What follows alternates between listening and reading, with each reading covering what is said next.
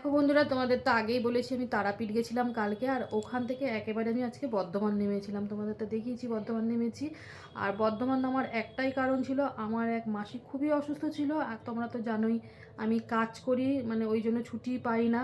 আর এই সময়টা আমি একটু ছুটি নিয়েছি, তাই আমি মাসিকে দেখতে এসেছি। এই যে আমার মাসির হঠাৎই মানে 21শে ডিসেম্বর না মাসি?